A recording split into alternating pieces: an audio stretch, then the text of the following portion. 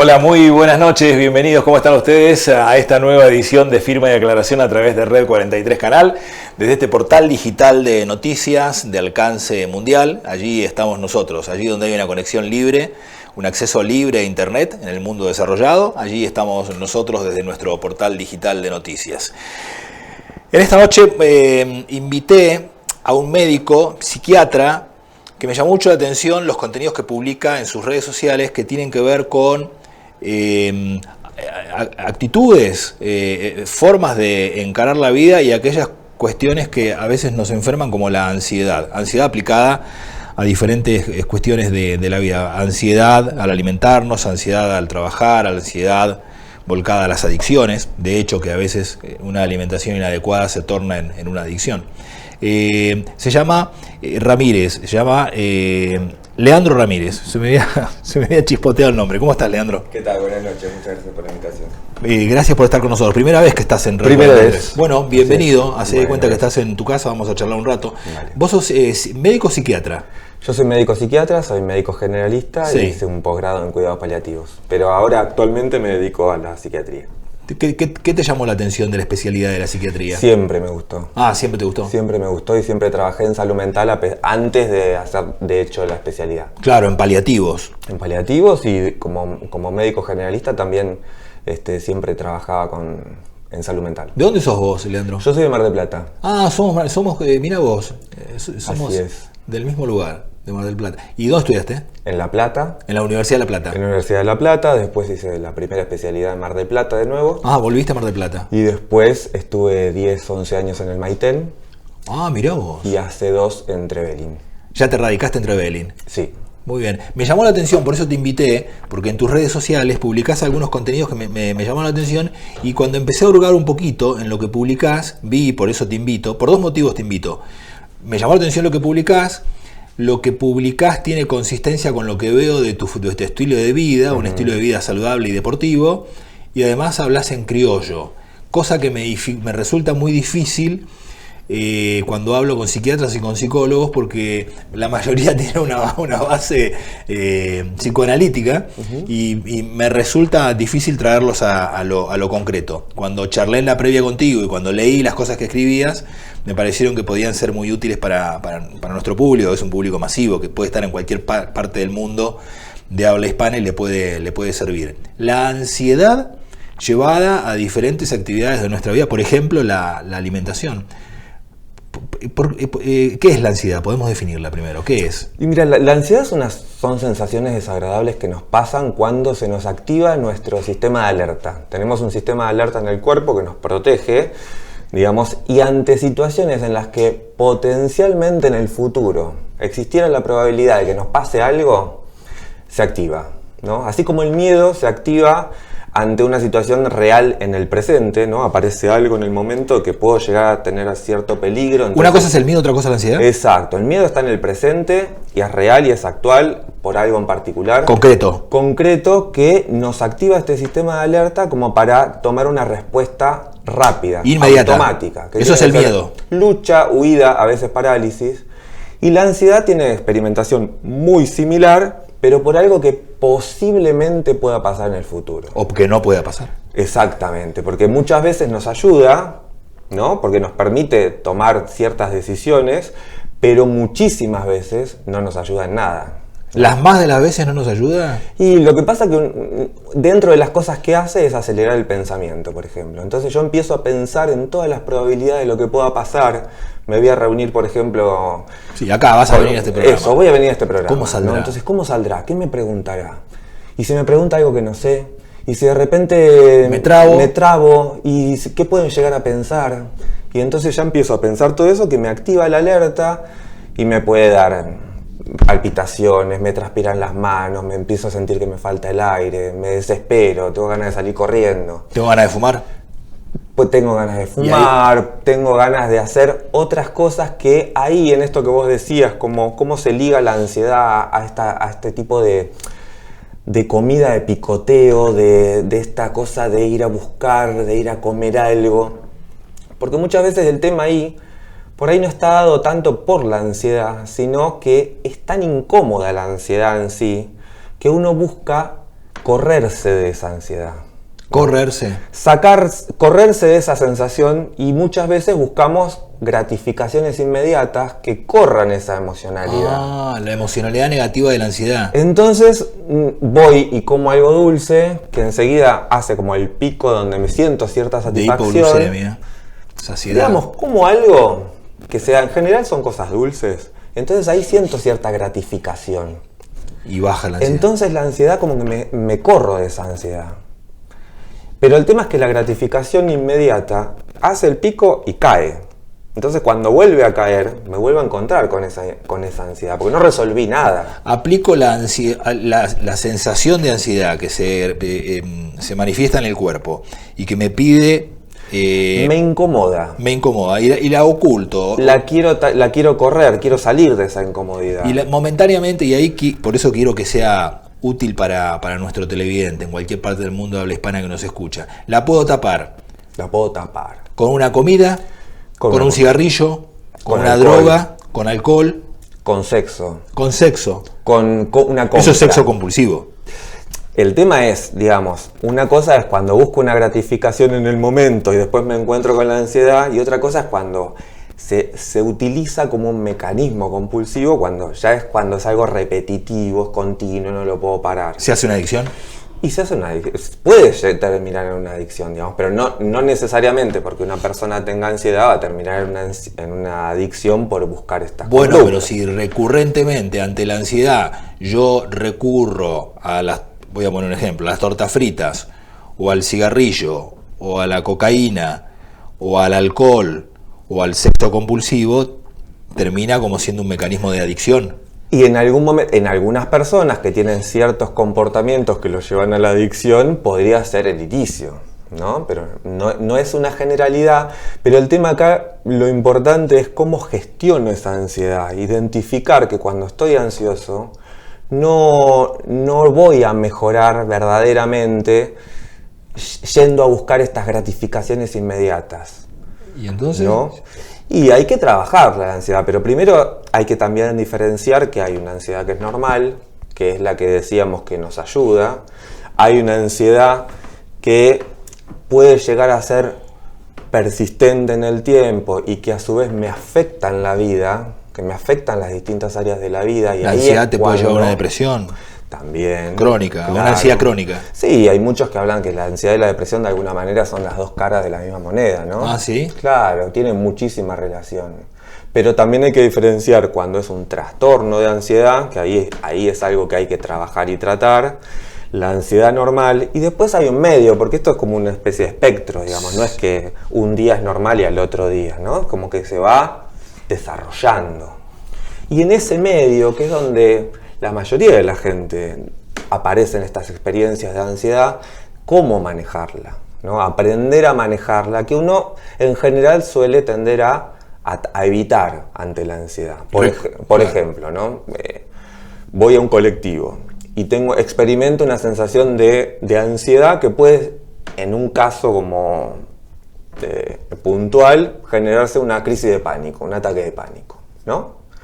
Es una sensación tan fea porque ahí es cuando el sistema de alerta se dispara con todo. ¿Pánico por viajar? Aparece una crisis de pánico. Por ahí uno ni siquiera sabe por qué es. Puedo estar sentado en el sillón y me aparece una crisis de pánico, ¿no?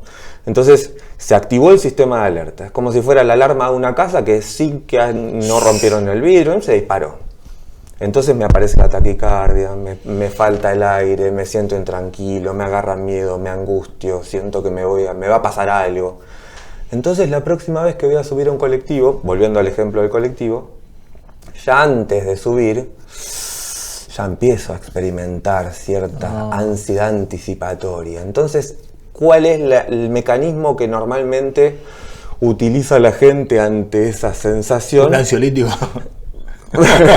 Podría llegar a ser, pero en general se tiende a evitar. Entonces no voy en colectivo, dejo de usarlo, porque si voy me agarra de nuevo. El miedo, la memoria evocativa de que una vez me pasó, me puede pasar otra vez en el mismo lugar. Y entonces con esa ansiedad anticipatoria que empiezo a experimentar, lo evito. Y la evitación es justamente un mecanismo que sigue manteniendo la ansiedad. Porque si yo le pongo ese valor de miedo, de peligro al colectivo, por ejemplo, y lo evito, lo sigo poniendo en ese lugar, ¿no? No Entonces, lo superé. En general, los trastornos de ansiedad, que van a depender también de las situaciones o de los objetos que lo generan, van a ir cambiando, pero en general suele pasar siempre lo mismo. Son las mismas sensaciones, la misma experimentación que afecta a lo corporal, que afecta a la emoción, que afecta al pensamiento y que depende, por ejemplo, puede ser un objeto, por ejemplo un sapo, por decirlo, Sí, en sí. el caso de las fobias. Entonces hay un objeto que a mí me desencadena todo esto, entonces yo lo evito. El examen. Un examen. En época de estudiantes la ansiedad desata, el examen desata ansiedad, el CAPREX. Totalmente. ¿Qué puede llegar a pasar? El CAPREX. Claro. ¿Qué puede llegar a pasar? Si me va a salir mal. Bueno, y en relación al pensamiento, ahí con el tema de la ansiedad es muy importante porque ante sentir que algo va a salir mal y que el temor a eso, yo trato de justificar lo que me está pasando. Entonces, el pensamiento se pone en modo preocupación, que es la idea de que va a salir algo mal. Entonces, si hay 5 profesores que pueden llegar a tomarme. Uno sé que tiene mala fama, otro más o menos y 3 bien. Y yo me pongo en el modo preocupación. Me voy a poner a pensar que me va a tocar el más jodido. Que justo me van a tocar lo que no sé. Que no sé. Y entonces ya todo ese mismo pensamiento termina haciéndome experimentar estas sensaciones desagradables en el cuerpo. Me hace dar miedo. Pienso, no voy. Evitación. No voy. No, claro, pero a mí hasta ahí voy entendiendo absolutamente. Lo que a mí me encantaría es concentrarme un poquitito, enfocarme un poquitito en las conductas para resolver la ansiedad, que son conductas que no lo resuelven, que generan otro tipo de problemas, como puede ser ante la ansiedad como compulsivamente y termino engordando. Resulta ser que me recibí, pero con 10 kilos más.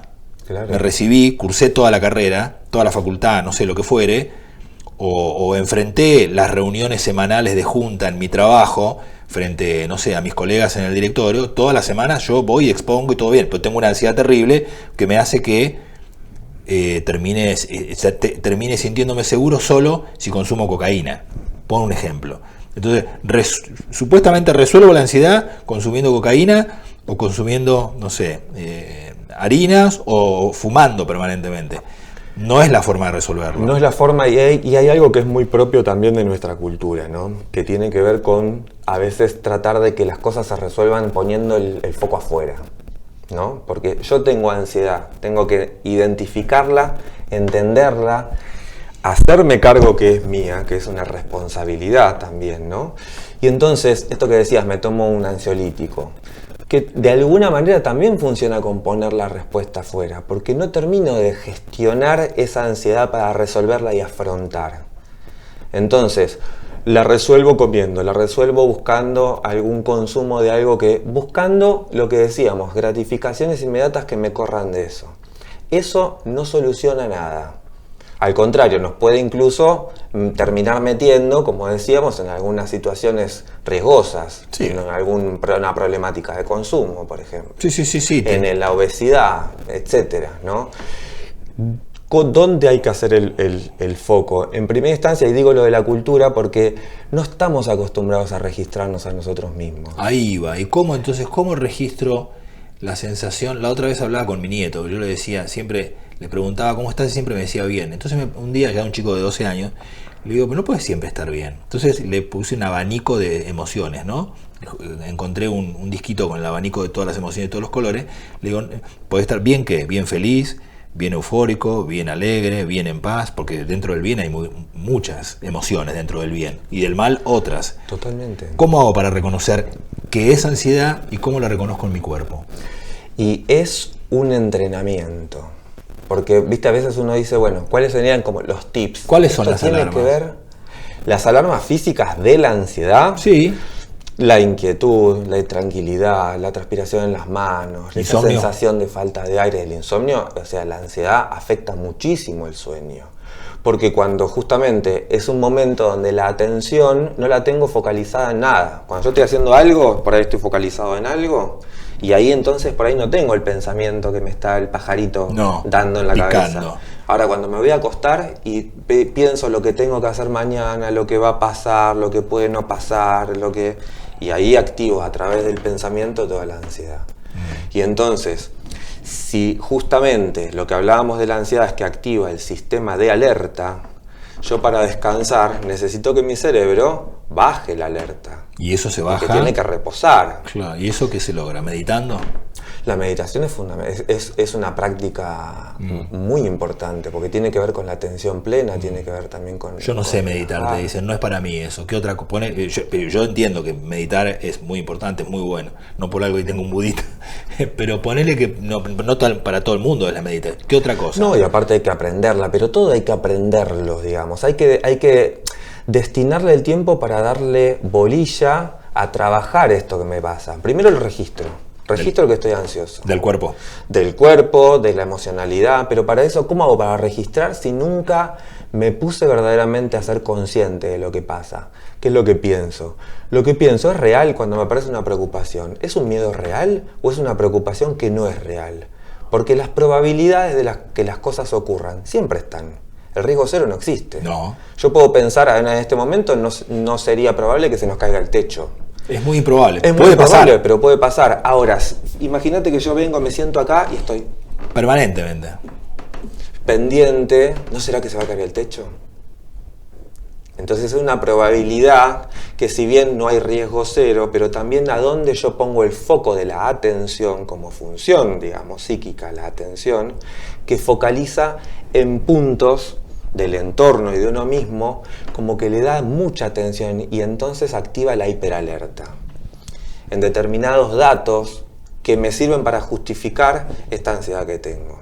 Poner el foco en percibir el propio cuerpo. Exacto. Puede ayudar. Poner el foco en conocerse, como vos decías el ejemplo cuando te dicen bien o mal. ¿Qué emociones tenemos? ¿Nos reencontramos con las emociones? ¿Registramos cuando llegamos a casa cómo nos sentimos? ¿Qué nos pasa en el cuerpo? ¿Qué es lo que estoy pensando? No puedo trabajar algo que primero no conozco.